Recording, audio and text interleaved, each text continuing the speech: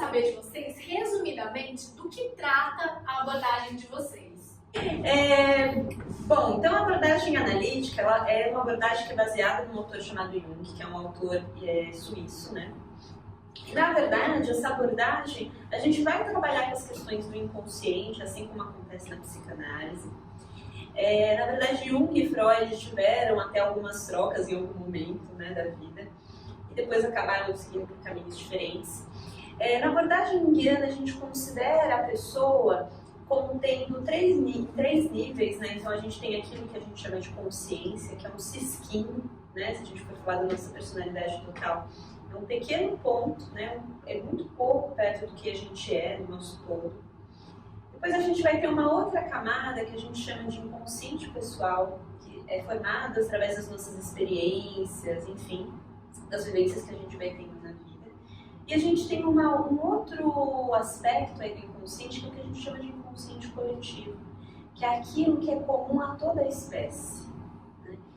E esses aspectos que são do inconsciente coletivo, eles se expressam na vivência individual. Então a gente tem a experiência do arquétipo da grande mãe, que é relacionada com a nossa experiência pessoal, com a nossa própria mãe individual. E na abordagem junguiana, a gente vai acessar junto com o paciente quais são os conflitos emocionais que estão ali mal resolvidos dentro da história dele, que é o que a gente chama de complexos, né? Então, esses complexos é como se fossem núcleos de conflito, né? Então imagina que tem ali um complexo materno, por exemplo, que envolve todos os conflitos emocionais que a pessoa teve ou ainda tem com a figura materna, ou com pessoas que representaram essa figura materna.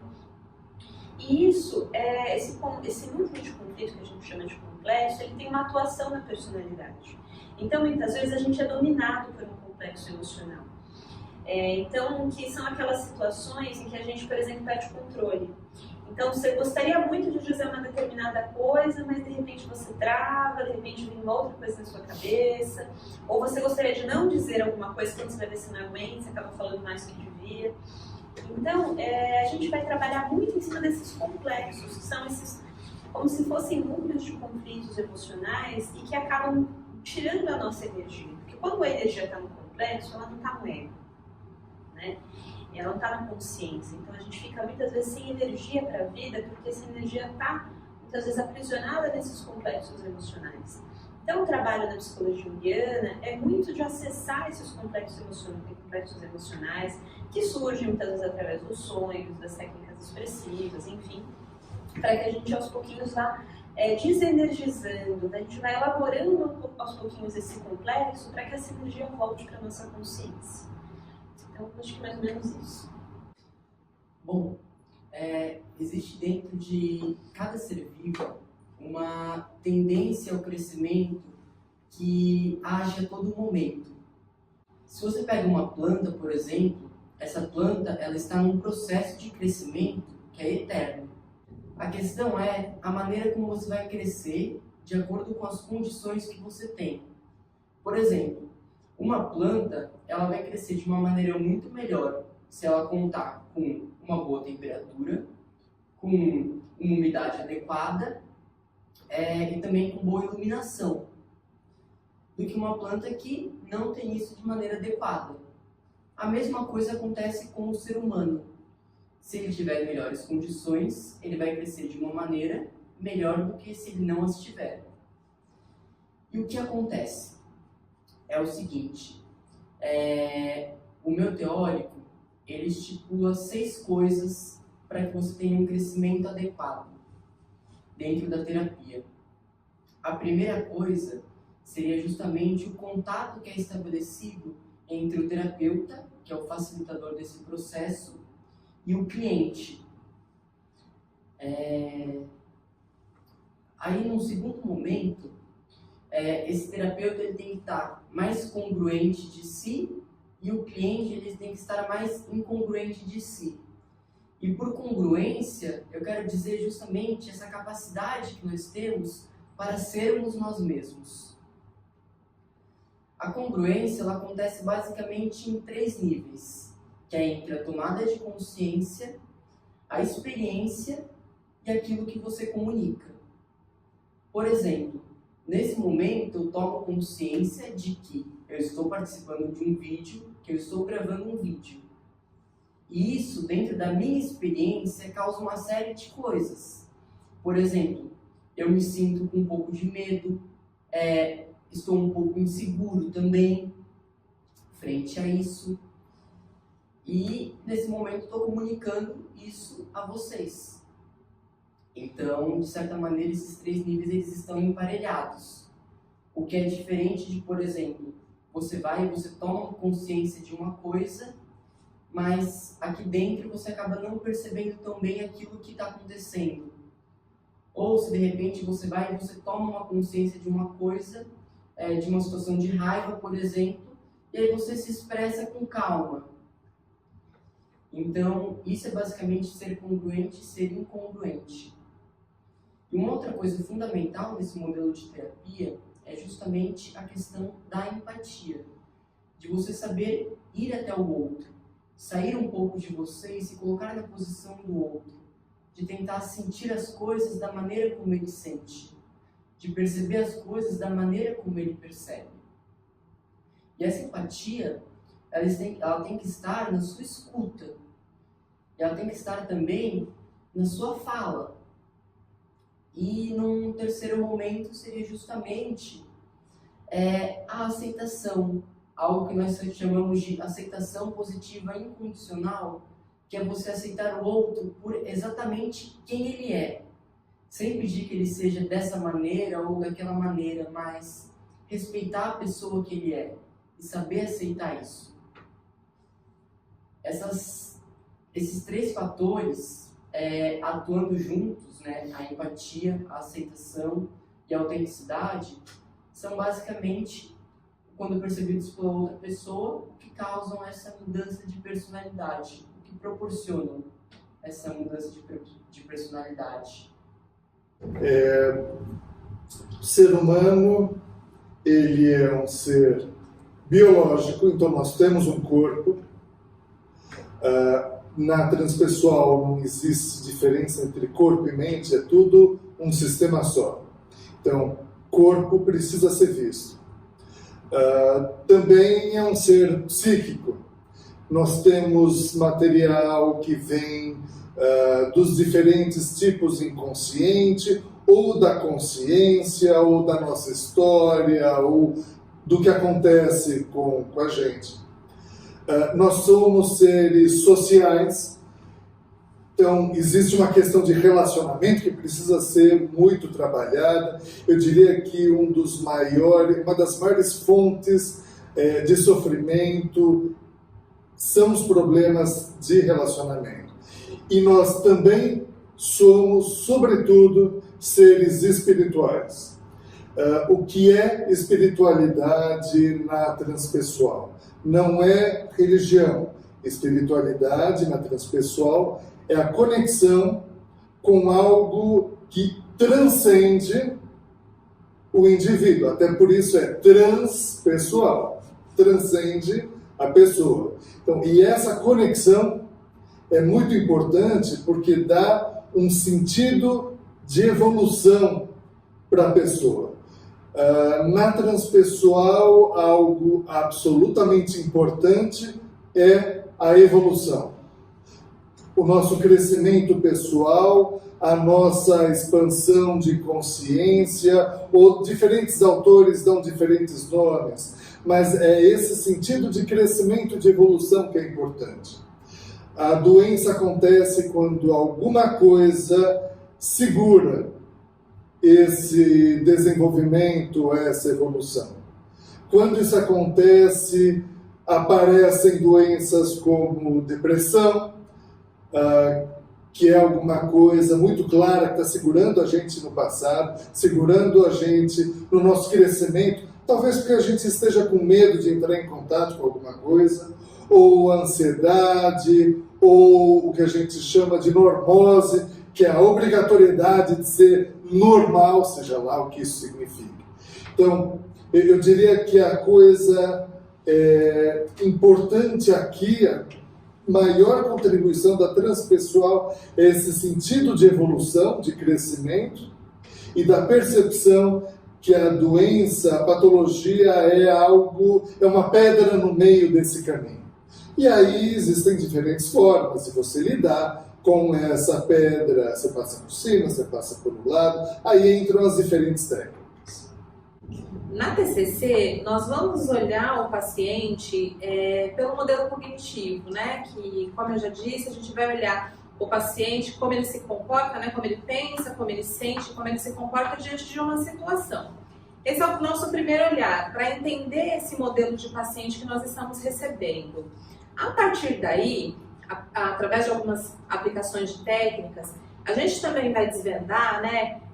Com o auxílio, claro, do paciente, quais são as crenças que ele carrega.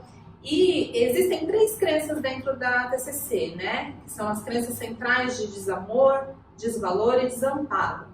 E uma delas, elas podem estar ativadas, ou mais de uma ao mesmo tempo, e que vai ter muita relação com o tipo de pensamento disfuncional sobre a situação que aquele paciente está passando.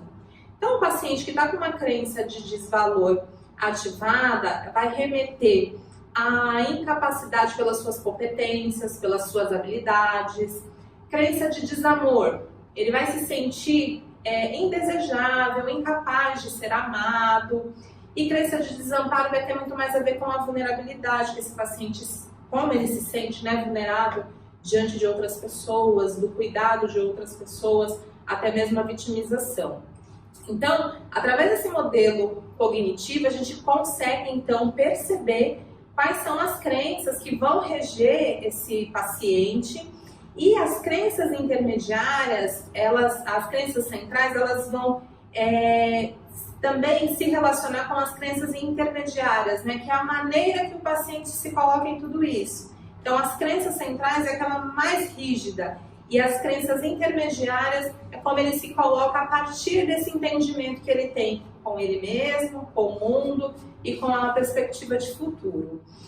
Olhando isso, para tudo isso, com muita psicoeducação, que é fundamental nesse processo, para que o paciente ele entenda todo esse conceito, como ele se comporta e por que ele está se comportando dessa forma, a gente consegue chegar a um caminho de uma flexibilidade cognitiva, né? Que é a mudança desse tipo de pensamento, né? Ou uma resposta, muito mais do que uma mudança, uma resposta adaptativa a isso. De que maneira se colocar essa situação, se pensar sobre isso de maneira mais saudável, que não lhe traga tanto sofrimento. Então, o enfoque na TCC vai ser voltado para esse modelo, que através desse modelo a gente vai ter a descoberta, então, desse paciente. Bom, já na psicanálise é um processo bastante investigativo, né? O pai da psicanálise é o Freud, e ele desenvolveu vários estudos, e um deles que eu acho bem interessante é o estudo sobre repetir, recordar e elaborar, né? Então, hoje nós trabalhamos muito com o inconsciente, porque muitas vezes as coisas acontecem na nossa vida, nós reprimimos isso, deixamos lá guardadinho no nosso inconsciente e repetimos o comportamento de acordo com aquela situação, né? Então, quando a gente recorda dessa situação, é mais fácil da gente elaborar e a gente conseguir conduzir a nossa vida aí com mais tranquilidade, digamos assim, né? Então, esse é o processo principal, né? Tentar abrir caminhos para a gente encontrar coisas que estão armazenadas aí no inconsciente. Já na abordagem winnicottiana, né, na psicanálise do Winnicott, é um processo muito parecido, porém ele usa muito o termo de sustentação, né? O psicólogo como uma pessoa para sustentar, ser uma pessoa para dar amparo, né? Para proporcionar um ambiente muito favorável, muito acolhedor, para receber aquela pessoa que vai vir com as suas dores, com as suas angústias, e conseguir de fato, assim, acessar esses conteúdos que estão lá guardadinhos no inconsciente, né? E aí dessa forma a gente conseguiu uma evolução aí do quadro. Vocês conseguem perceber alguma característica pessoal que identifica vocês com a abordagem que vocês escolheram trabalhar? Sim, a TCC faz muito sentido para mim, porque a postura do terapeuta ela é colaborativa, educativa, de acolhimento, e são características que eu reconheço em mim, né? Eu gosto de estar em um ambiente em que eu sou acolhida, logo eu vou acolher enquanto terapeuta. Eu gosto de que as coisas façam sentido para mim, para que eu permaneça num determinado processo. Então, o olhar da TCC também, né, desse modelo de, olha, essas são as técnicas, nós utilizamos por tais motivos, faz sentido para você na sua vida? Ou essa representação que estamos fazendo nesse espaço não vai fazer nenhum sentido? Porque ele tem que fazer sentido, né? E isso representa muito na minha característica, porque se faz sentido para mim, então por que eu vou olhar para o meu paciente com algo que para ele não vai fazer nenhum sentido? Então eu acho que essas são as principais de muitas características que eu reconheço na TCC. Sim, eu imagino que essa é a resposta de todos, né? Por algumas questões. Primeiro, para mim, Daniel, é muito importante o crescimento, o desenvolvimento pessoal e, em determinado momento da minha vida, eu percebi que existiam coisas para além do pessoal, que existia uma dimensão que não era essa só que a gente toca, cheira e encosta. E eu percebi, eu passei por uma experiência onde eu percebi que isso que nós chamamos de indivíduo talvez não seja tão separado assim do resto do universo. E essa minha tendência de querer crescer e querer desenvolver foi naturalmente para essa abertura, para esse caminho que eu percebi. Foi aí, inclusive, que eu comecei a ler Maslow, que é o teórico que começou a transpessoal, e por aí fui. E eu acho que é um pouco parte da minha história individual, esse caminho não só como terapeuta, mas como indivíduo, como uma pessoa que resolveu investir muito esforço no crescimento e na evolução, não só pessoal, mas espiritual também. Bom, a abordagem centrada na pessoa, ela fica muito associada ao jeito de cada terapeuta que segue essa linha, ao jeito de ser. Então, não é diferente comigo. Eu percebo muito que é o jeito do Pedro de ser, às vezes um pouco altruísta, de se colocar no lugar do outro, de ser ele mesmo. Então, eu acho basicamente isso. Eu acho que uma coisa que mais me atrai assim, na abordagem junguiana é essa aproximação com a questão da arte, né? Da arte, dos símbolos, das mitologias, né? Que é um aspecto do humano que é mais simbólico, que não é racional, né? E que a arte, de uma certa forma, traduz. Né? Quando a gente olha um quadro, por exemplo, a gente não consegue descrever aquele quadro racionalmente sem perder aquilo que é essencial da obra. Né? Eu acho que essa coisa da arte sempre me encantou muito, sempre foi uma coisa que eu sempre fui muito apaixonada.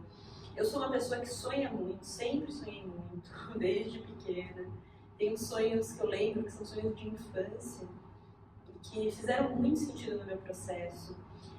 Acho que até inclusive a primeira vez que eu fiz terapia com uma psicóloga, que hoje eu já mudei, a gente precisa às vezes mudar de terapeuta, né?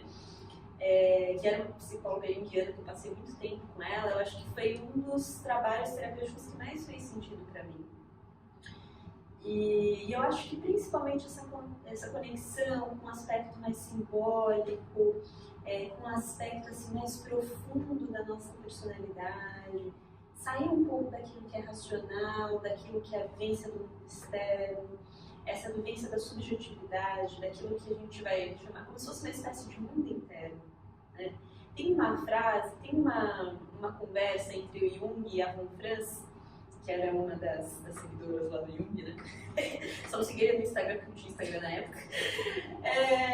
Então, entre a Von Franz e o Jung, né? Brincando, que uma paciente falou para o Jung que ela tinha ido para a Lua. E aí a Von, não, acho que era paciente da Von Franz, na verdade, né? Aí a Von Franz conta essa história para o Jung.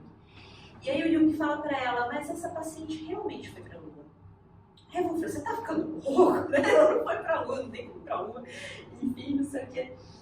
Mas o que ele estava querendo dizer é que a experiência subjetiva, aquilo que a gente vivencia, independente se isso faz parte da realidade concreta ou não, é uma realidade. Então, eu acho que isso é o que mais me encanta, né? Essa coisa da realidade subjetiva, da experiência das nossas fantasias, do nosso inconsciente, do nosso mundo interno. Acho que eu estou apaixonada. Bom, dentro da psicanálise winnicottiana, o que mais se identifica comigo acho que é a questão do acolhimento.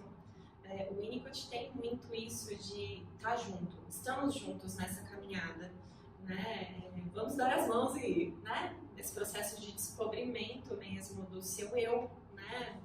De tudo que você está vivenciando, de como traçar os melhores caminhos por aí, né? Então, eu acho que essa questão do acolhimento é o que mais vem de encontro com a minha personalidade.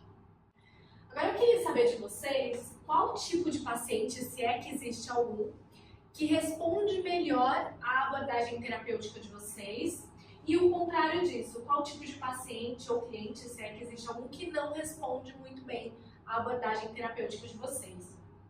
Bom, alguns estudos eles indicam que pessoas com dificuldade para verbalizar aquilo que elas sentem não são muito indicadas para o tratamento, né, da abordagem centrada na pessoa. E pessoas também desmotivadas, porque esse é um exercício que exige que a pessoa se encarregue dela mesma, né, que ela dê a direção da terapia. Então, pessoas que não trazem muita motivação, de repente pessoas que não verbalizam muito bem, já são contraindicações. Realmente quem acaba se saindo melhor nesse modelo são pessoas que buscam ter esse autoconhecimento, essa capacidade de reflexão a respeito das coisas. Bom, uma coisa que eu acredito, acho que não só na minha abordagem, mas em todas as abordagens, eu acho que é importante que essa abordagem, de alguma maneira, faça sentido para aquilo que é a experiência da pessoa, né? Então, é muito comum, às vezes, algumas pessoas que me procuram hoje, né? Já foi diferente em outros momentos, mas acho que hoje, na clínica, a maioria das pessoas que me procuram, já me procuram sabendo que sou psicóloga junguiana. E quando não sabem, eu gosto de mandar um videozinho que eu tenho no YouTube explicando o que é psicologia junguiana, a teoria dos complexos, que é um vídeo bem simples, assim, para pessoas leigas mesmo, para ver se isso faz sentido para a pessoa. Né? Porque se não faz sentido, eu sinto que é vazio. Já aconteceu comigo, assim, essa questão da verbalização, de pacientes que, enfim, não entravam muito nessa questão do simbólico, que não conseguiam ter muito acesso a essa questão do simbólico. Então, eu tentei trabalhos corporais, que é uma alternativa também.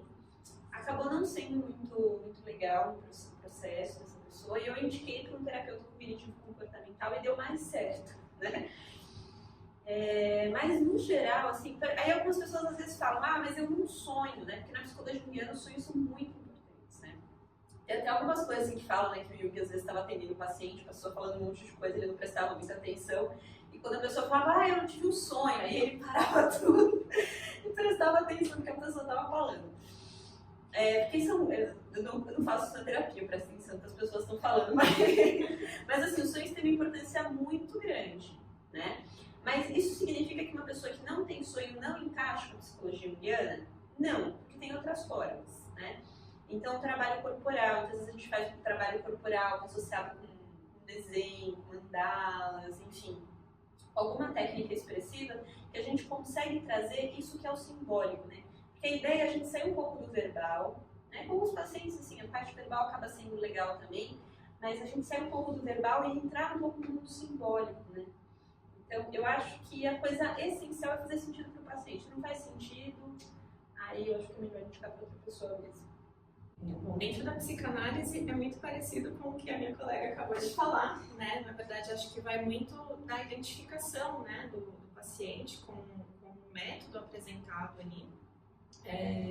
E se rolar essa identificação, né, a gente consegue fazer um trabalho bacana, independente da complexidade do caso, né? Mas se a pessoa não se sente confortável em ficar acessando conteúdos do passado, né, acessando o seu inconsciente, fazendo associação livre, né, muito provavelmente eu teria que indicar para uma outra pessoa.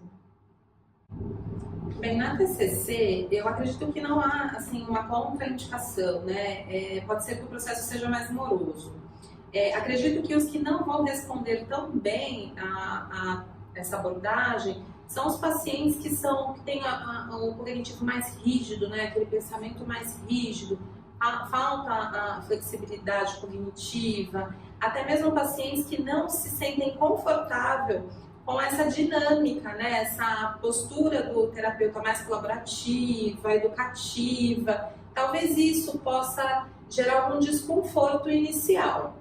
E os que respondem melhor a isso são os pacientes mais dinâmicos, mais colaborativos também, que entendem que é importante a flexibilidade cognitiva, que entende que essa relação, essa vinculação, né, ela é muito importante no processo.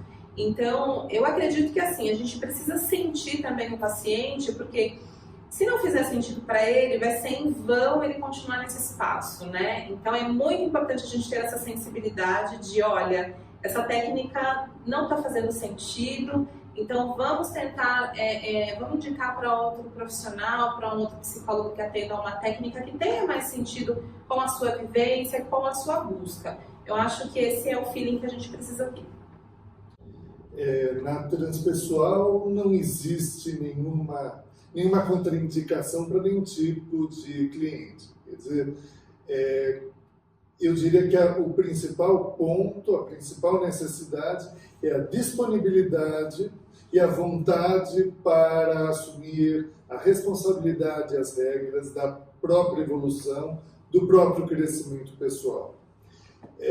Claro que às vezes você encontra pessoas que têm maiores dificuldades em um tipo de trabalho ou de outro, quer dizer, se alguém tem dificuldade, por exemplo, de se expressar verbalmente, você trabalha com desenho, você trabalha com arte, você trabalha com imaginação ativa. Se alguém não quer entrar em contato com nada que perca o controle, a gente trabalha mais verbalmente, demora mais, mas também é um caminho possível. Eu diria que a única questão aqui não está ligado à abordagem, mas está ligado a cada terapeuta. Eu acredito que a efetividade do trabalho com um cliente está ligado a quem é e até onde aquele terapeuta trabalhou. Ou, em bom português, o santo tem que bater. Se não rolou empatia, se o santo não bateu, passa para outra pessoa. Existem também alguns tipos de clientes que eu, Daniel, tenho dificuldade de trabalhar. Por exemplo, eu tenho muita dificuldade de trabalhar com crianças. Então, quando chega para mim um pedido para atender uma criança, eu prefiro passar para um outro terapeuta. Mas não é algo da abordagem, é algo do terapeuta, no caso do Daniel. Agora eu queria saber de vocês, o que vocês indicam em geral, né, no tratamento de depressão e ansiedade dentro da abordagem de cada um. Bom, acho que tanto no caso da depressão quanto da ansiedade, tem outros fatores, que eu já falei isso, são importantes junto com a terapia. Dependendo do caso, um acompanhamento com o psiquiatra, né? Não é todo caso que eu indico, depende muito do paciente, da estrutura que o paciente está tendo para lidar com a situação. Ou se é um caso mais crônico, enfim. Atividade física, melhora da alimentação, né? Até acompanhar, assim, às vezes, por exemplo, o paciente. Não é o caso, falando de depressão e ansiedade, né? Mas, por exemplo, às vezes aparece um paciente que está tendo alucinações, mas aí, de repente, tem um fator orgânico, que ele está com deficiência de sais minerais, enfim, isso pode causar. Então, tudo isso a gente tem que estar de olho, né? Então, na depressão e ansiedade também, acho que poder eliminar também outras questões que podem estar fazendo com que aquele paciente fique mais depressivo, pode ser falta de nutriente, ou ansioso, né? Às vezes pode ser também algum fator externo, enfim, acho que tudo isso a gente tem que olhar em conjunto. Mas tanto em relação à depressão, ansiedade, ou seja qual seja o conflito que o paciente apresentar, eu acho que uma coisa que a gente tem bem forte na psicologia junguiana é que o próprio inconsciente do paciente, ele indica o caminho para a solução do conflito, né?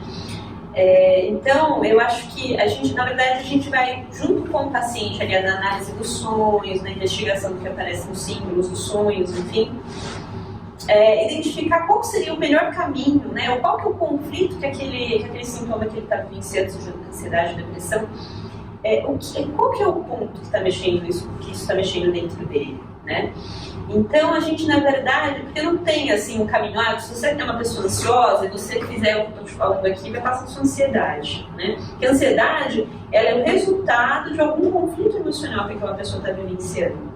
Então, embora eu tenha algumas técnicas, sim, de ansiedade, quando é paciente muito ansioso, às vezes eu ensino algumas técnicas que são até de outras abordagens, né? Enfim, porque eu acho que ajuda um pouquinho a pessoa a manejar, né? Eu acho que tem uma coisa que é o manejo da ansiedade, de a pessoa conseguir lidar um pouquinho com aquilo no dia a dia, mas eu não aprofundo muito, porque eu também não sou especialista nas outras técnicas, né? Mas principalmente aprofundar e descobrir qual que é o conflito que está trazendo aquela ansiedade, né? A ansiedade muitas vezes é uma energia para a vida, né? Então, muitas vezes é uma energia que o nosso corpo disponibiliza para a gente fazer algumas coisas que precisam ser feitas e que às vezes a gente empaca, não faz, essa energia fica acumulada e a gente começa a ficar muito agitado, muito ansioso. Então, muitas vezes tem coisas, quando a pessoa está com crises assim, fortes de ansiedade, muitas vezes acontece de terem coisas que essa pessoa precisa fazer, coisas que ela precisa arriscar na vida dela e que ela não está indo, né? Ou, no caso de depressão, muitas vezes é comum uma pessoa ter algum conflito emocional que ela simplesmente jogou para trás, fingiu que não existiu. E aí a gente vê, por exemplo, a pessoa super avança na vida, faz faculdade, faz doutorado, pós-doutorado, vai estudar fora, ganha bem, tem uma série de experiências de vida. Só que chega um ponto em que a pessoa apresenta um quadro de depressão muito forte. Porque às vezes tem algum conflito emocional que ela suprimiu esse tempo todo e que chega a algum ponto que a gente não aguenta mais, né? E ansiedade e depressão, a pergunta tá junta, né? Ansiedade e depressão, na verdade, faz parte do mesmo quadro clínico, né? Geralmente, a maioria dos pacientes que tem um quadro de depressão, se a gente for olhar alguns anos antes da vida desse paciente, ele apresentava crises fortes de ansiedade, né? Então, muitas vezes, essa pessoa aguentou essa ansiedade por um tempo demasiado, ela não buscou ajuda, ela levou como pôde, até que chegou um ponto que ela não aguentou mais, que aí vem a depressão, né? Então, eu acho que é olhar um pouco o que está por trás desses sintomas, né? Tá demais.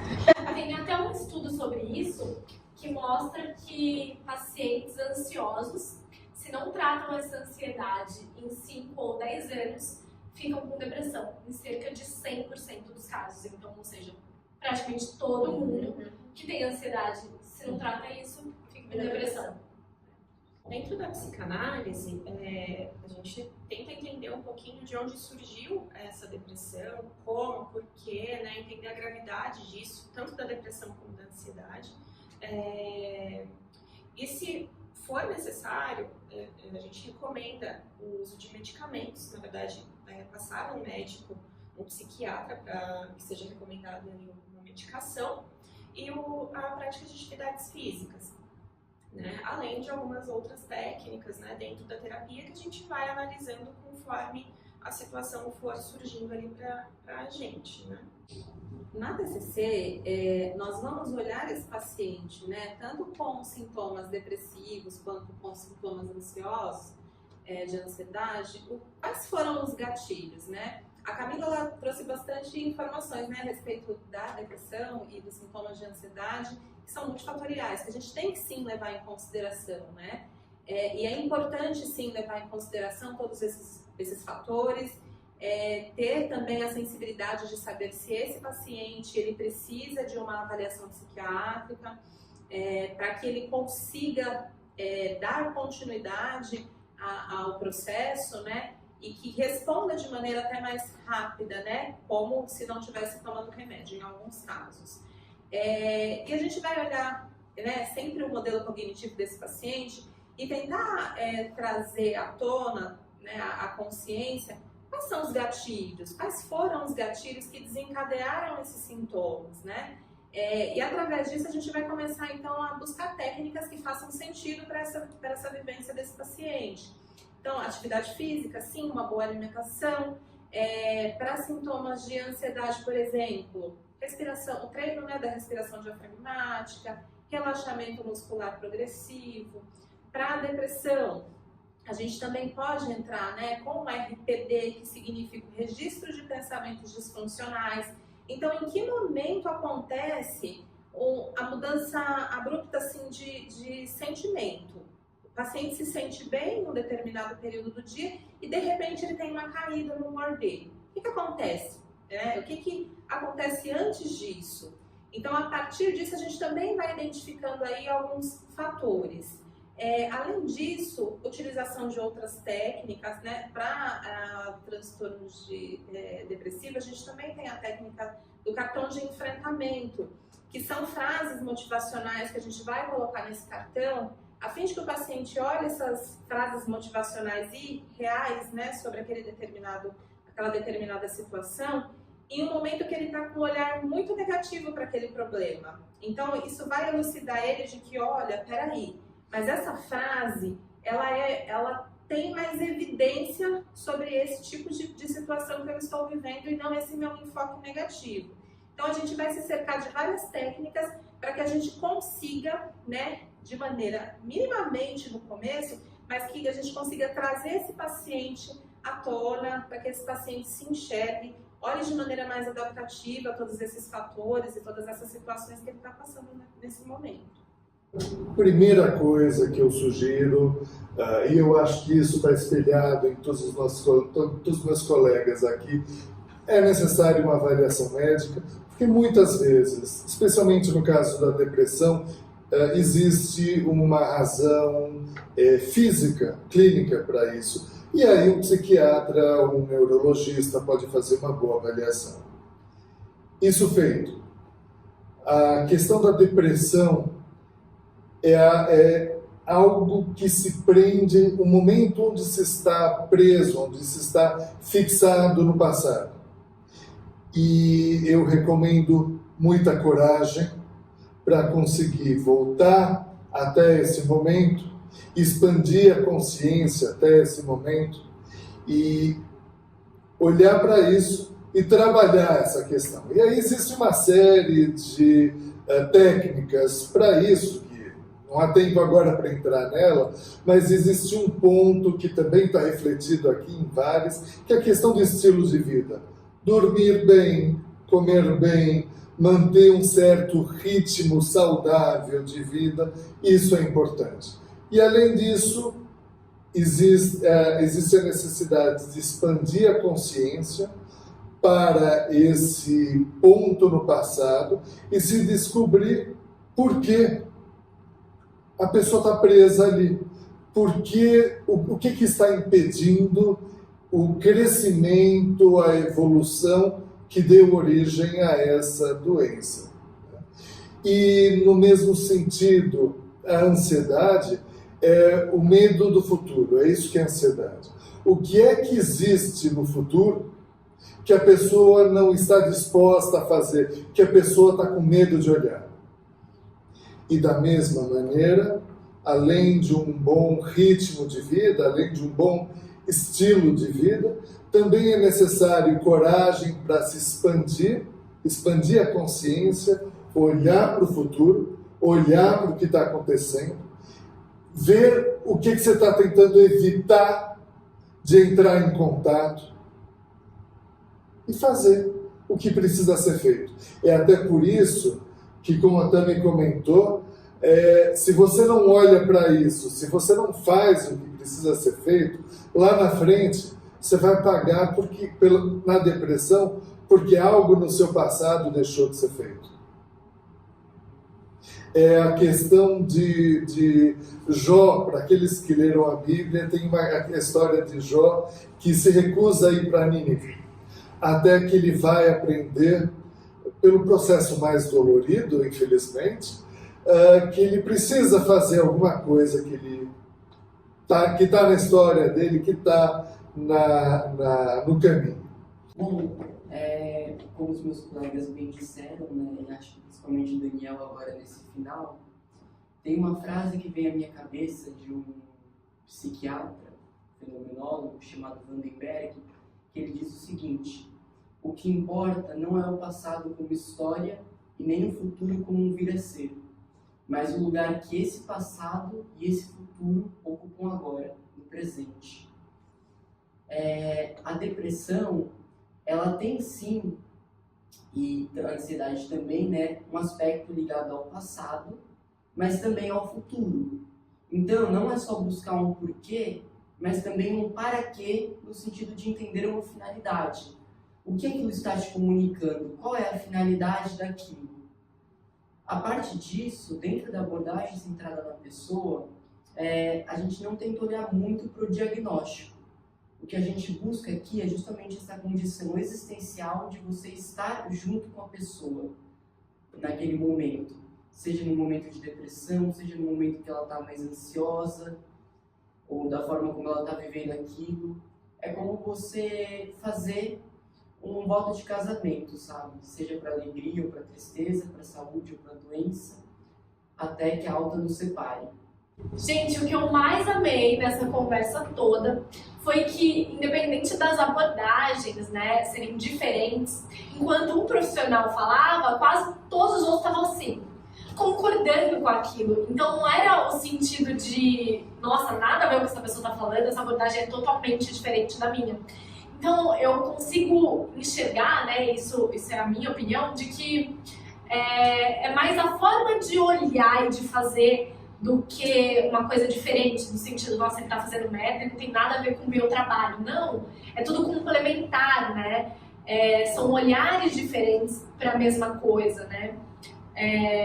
Na verdade, é a minha visão, assim, eu queria saber o que vocês acharam disso, como vocês lidam com outros psicólogos de outras abordagens. Sabe o que me lembrou agora? Aquela história dos cegos descrevendo um elefante, né? E cada cego está tocando uma parte diferente do elefante. Para alguns cegos ou terapeutas, o elefante é só aquilo. E eu diria que aqui não. O ser humano, por que é muito parecido, muitas coisas? Porque a gente está trabalhando com o mesmo ser humano. Talvez dimensões um pouco diferentes, a gente está olhando de lados um pouco diferentes, mas a gente mostrou aqui, eu acho que todos nós percebemos, que é o mesmo ser humano, é o mesmo elefante que os cegos estão tocando. Sim. E eu achei muito interessante, porque às vezes a colocação de algumas outras pessoas aqui, eu senti que podia caber a minha, né? Sim, Eu falei, nossa, isso que a pessoa falando podia ter falado também, porque também encaixa na minha abordagem, né? Então eu achei bem interessante. Eu acho bem legal isso também, porque a gente acaba percebendo que as nossas abordagens, elas não são excludentes, elas são complementares. Perfeito. Exatamente. Eu gostei muito, agradeço muito a presença de vocês. Recomendo terapia com cada um deles, são ótimos profissionais, ótimos psicólogos. Eu vou deixar o contato no vídeo de cada um deles. Então você dá uma olhadinha se você se identifica com alguma abordagem para procurar terapia, ou se você é estudante de psicologia e quer entender um pouco mais de cada abordagem. Acho que essa série de vídeos vai ajudar bastante. Agradeço mais uma vez. E se você estiver precisando de um neuropsicólogo, pode me procurar também, que a gente precisa melhorar também, né? Exatamente, estamos aí para isso. Então é isso, agradeço muito a presença de vocês nesses vídeos. Tchau, tchau! Tchau!